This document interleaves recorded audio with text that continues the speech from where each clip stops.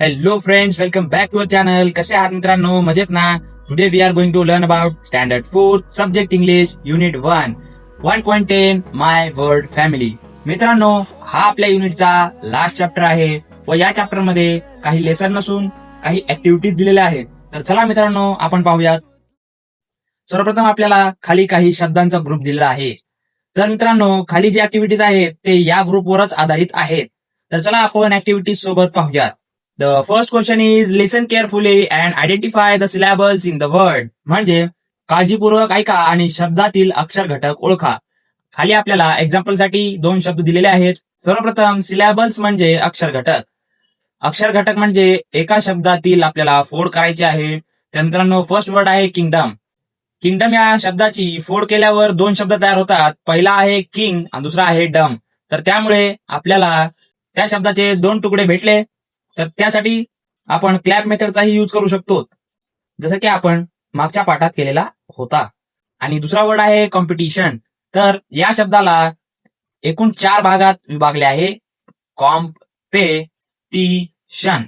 त्यामुळे याची फोड 4 भागात होते. तर त्यामुळे आपण 4 क्लॅप्सही करू शकतो. तर असेच काही मी वर्ड बनवले आहेत. चला आपण पाहूयात. तर तिसरा वर्ड आहे ब्युटिफुल. तर या शब्दाची 3 भागात फोड होईल. ब्युटिफुल. तर यासाठी आपण 3 क्लॅप वाजवू शकतो. तर चौथा शब्द आहे सनशाईन. या शब्दाची 2 भागात फोड होईल. त्यामुळे आपण 2 टाळ्या वाजवू शकतो. तर चला मित्रांनो, पुढील क्वेश्चन पाहूयात.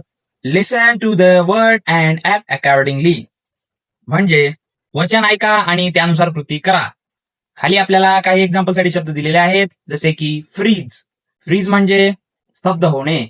व दुसरा आहे स्नीज. स्नीज म्हणजे शिंकणे. तर यामध्ये आपल्याला वर्ड पाहून त्यासारखे ऍक्ट करायचे आहे. तर चला आपण पाहूयात. फ्रीज. फ्रीज म्हणजे stand still like an ice statue. म्हणजे बर्फाच्या पुतळ्यासारखे निश्चल उभे राहा. दुसरं एक्झाम्पल आहे स्नीज म्हणजे शिंकणे. Pretend to sneeze and say achoo. म्हणजे शिंकल्याचे नाटक करा आणि अछू असे म्हणा. तर तिसरा एक्झाम्पल आहे लाफ. लाफ हॅपीली म्हणजे आनंदाने हसा. चला मित्रांनो, तिसरा क्वेश्चन पाहूयात. Read the word family carefully and sort words into the given boxes. म्हणजे शब्द कुटुंब काळजीपूर्वक वाचा आणि शब्द दिलेल्या चौकटींमध्ये वर्गीकृत करा. तर मित्रांनो, आपल्याला येथे 3 चौकटी दिलेल्या आहेत. त्यामध्ये फर्स्ट जी चौकट आहे ती ऍक्शन वर्ड्सची आहे, व दुसरी वर्ड्स डिनोटिंग क्वालिटीची आहे, व तिसरी ऑब्जेक्ट्सची आहे. तर मित्रांनो, चला आपण पाहूयात. तर फर्स्ट चौकटीत आपल्याला ऍक्शन वर्ड्स लिहायचे आहेत, जसे की फ्रीज, स्नीज अँड लाफ. व दुसऱ्या चौकटीत आपल्याला वर्ड्स डिनोटिंग क्वालिटी म्हणजे गुणवत्ता दर्शवणारे शब्द लिहायचे आहेत, जसे की ऑनेस्ट, फेमस अँड ब्रेव्ह. व तिसऱ्या चौकटीत आपल्याला ऑब्जेक्ट्स लिहायचे आहेत, म्हणजे वस्तू, जसे की पेबल, टेबल, बुक. तर मित्रांनो, तुम्ही अशा प्रकारे शब्द बनवू शकता व त्यांना विभागू शकता. तर चला आपण पुढचा क्वेश्चन पाहूया. Make sentences using words from the word family. म्हणजे शब्द कुटुंबातील शब्दांचा वापर करून वाक्य बनवा. For example delight. याचे वाक्य असेल आय फील डिलाइट टुडे. म्हणजे मला आज आनंद झाला आहे. तर मित्रांनो, आपल्याला वर्ड फॅमिलीतील शब्द उचलून त्यांपासून वाक्य तयार करायचे आहेत. तर चला आपण पाहूयात. सेकंड शब्द आहे ऑनेस्ट. म्हणजे प्रामाणिक. त्याचे वाक्य असे होईल he is an honest boy. म्हणजे तो एक प्रामाणिक मुलगा आहे. तिसरा वर्ड आहे फेमस. म्हणजे प्रसिद्ध. Taj Mahal is a famous place. म्हणजे ताजमहल हे एक सुप्रसिद्ध ठिकाण आहे. तर चला मित्रांनो, पुढचा क्वेश्चन आपण पाहूयात. Fifth question is here. Choose any word from my word family and write 5 sentences related to it. म्हणजे माय वर्ड फॅमिली मधून कोणताही एक शब्द निवडा आणि 5 वाक्य लिहा. त्या संबंधित वर्डच्या 5 वाक्य आपल्याला लिहायचे आहेत. तर चला आपण पाहूयात. जसे की मी फर्स्ट वर्ड निवडलेला आहे honesty. Honesty is always the best policy. म्हणजे प्रामाणिकपणा हेच नेहमी सर्वोत्तम धोरण असते. My mother teaches me the value of honesty. म्हणजे माझी आई मला प्रामाणिकपणाचे महत्व शिकवते. तिसरा सेंटेन्स आहे an honest person is always speaks the truth. म्हणजे प्रामाणिक व्यक्ती नेहमी सत्य बोलत असतो. चौथा सेंटेन्स आहे honesty builds trust in a relationship. म्हणजे प्रामाणिकपणामुळे नात्यात विश्वास निर्माण होतो व पाचवा सेंटेन्स आहे we should be honest in every situation, म्हणजे आपण प्रत्येक परिस्थितीत प्रामाणिक असले पाहिजे. व मी दुसरा वर्ड निवडलेला आहे ब्रेव्ह. ब्रेव्ह म्हणजे शूर.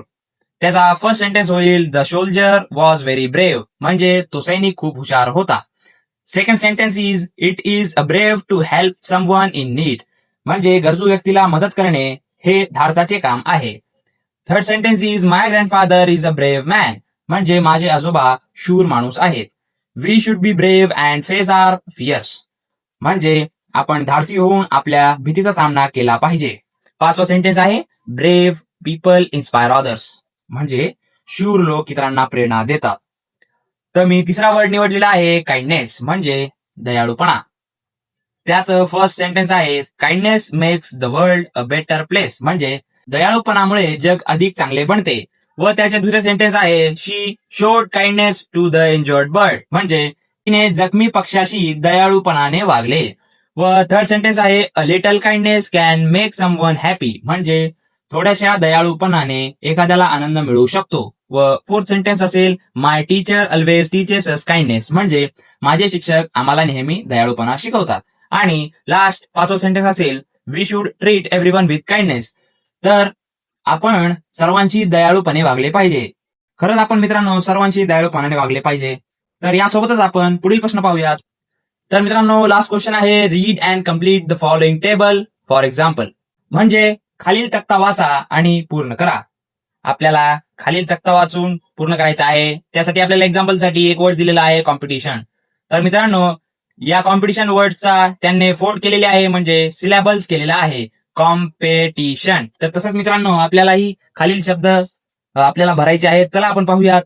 तर दुसरा वर्ड मी घेतलेला आहे ऑनेस्टी, ऑनेस्टी.